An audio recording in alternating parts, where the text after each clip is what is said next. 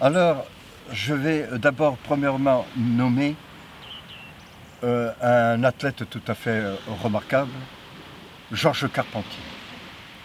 Georges Carpentier a été champion du monde des poids mi-lourds. Il a battu en Amérique, à cette époque, il fallait le faire, le champion en titre. C'était un poids de 80 kg. Il l'a battu au bout de 4 rounds. Et il s'est envolé avec le titre mondial des poids mi-lourds.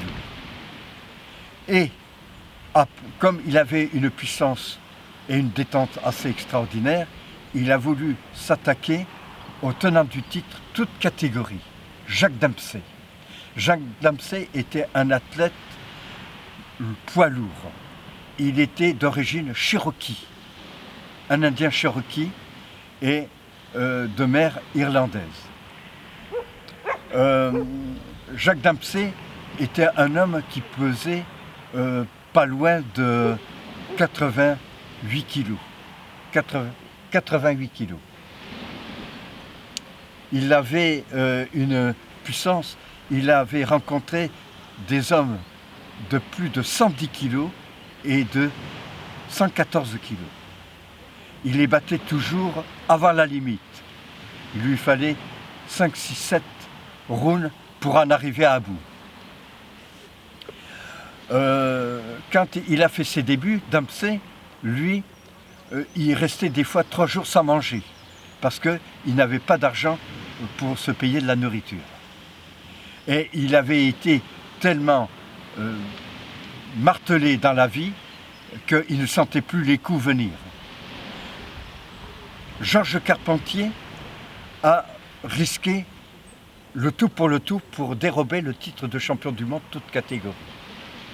Quand il a été en Amérique, il y avait une arène immense qui contenait plus de 120 000 spectateurs pour voir le championnat du monde toute catégorie.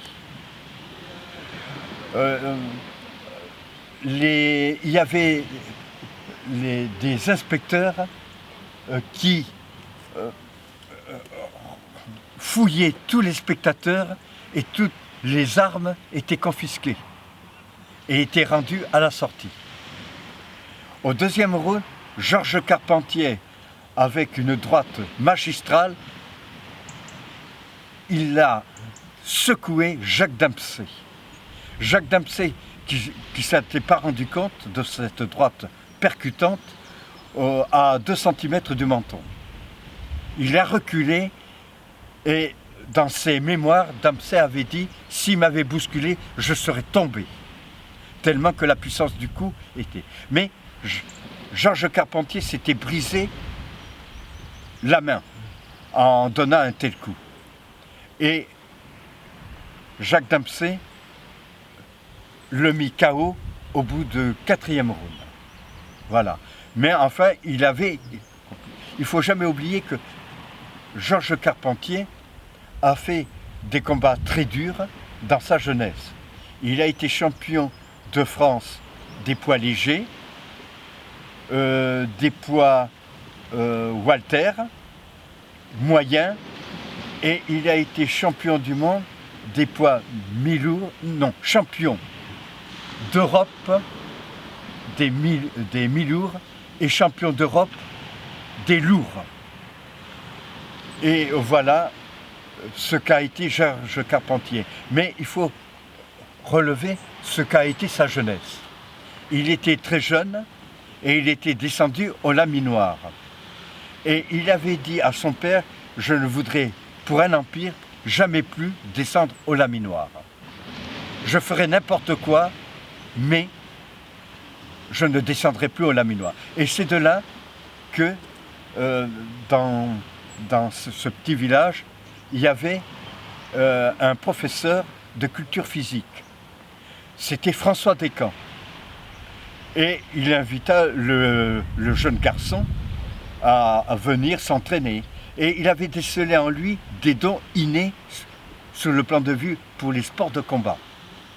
il développait sa musculature et il avait dit: Georges, je donnerai tout, mais je ferai tout ce qu'il faut, à la seule différence qu'il faudra écouter mes conseils.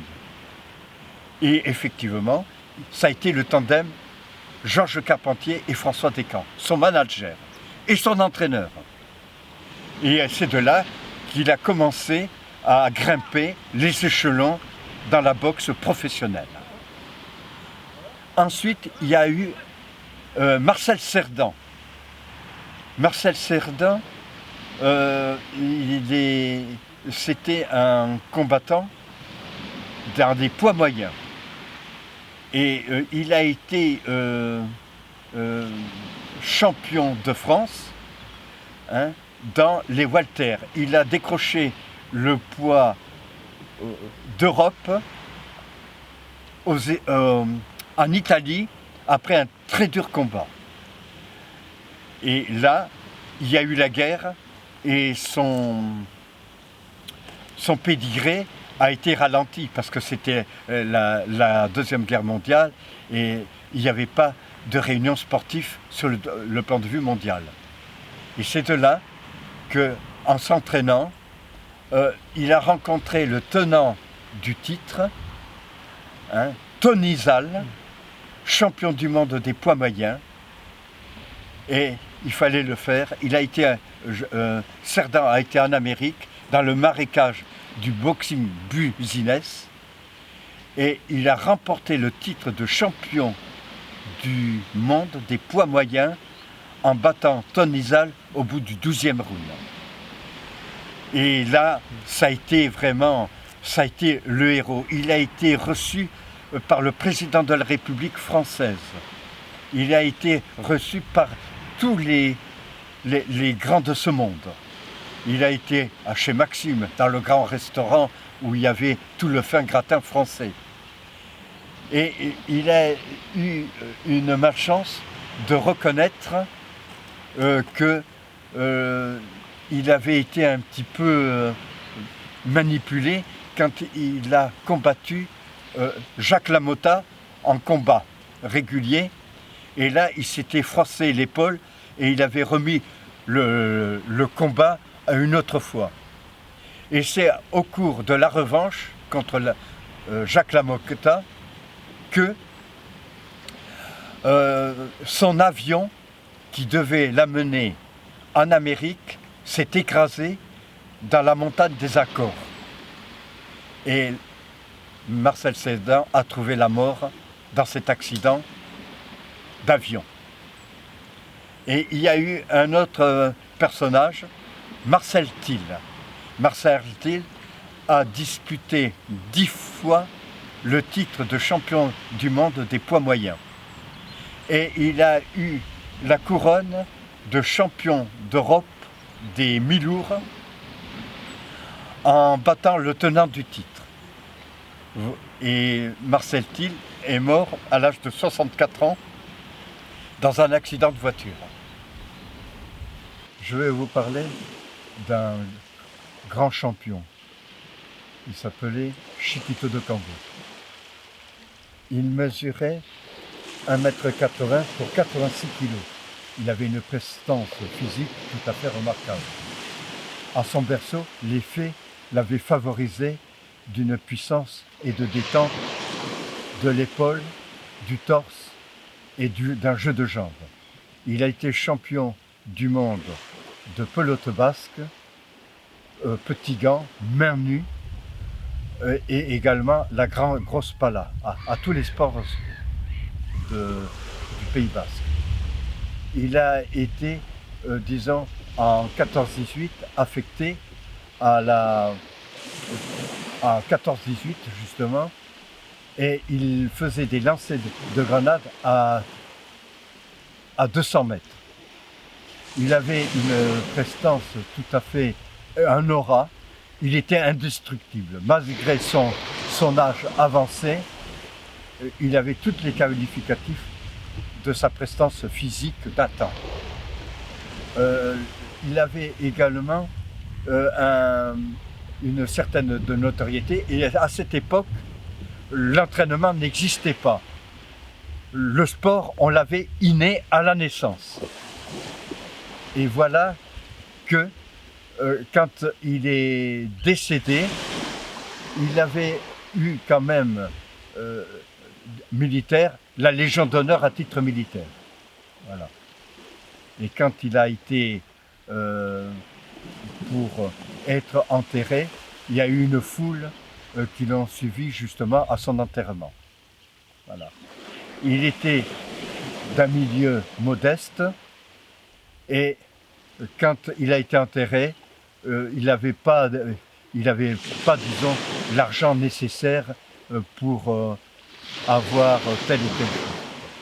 Il faut nommer maintenant Paul Pons. Paul Pons a été le premier champion du monde de lutte de gréco-romaine. Et il a combattu plusieurs fois, mais ça a été le premier champion du monde de lutte gréco-romaine. Il mesurait 1,95 m et il pesait 118 kg. Il est mort à l'âge de 45 ans.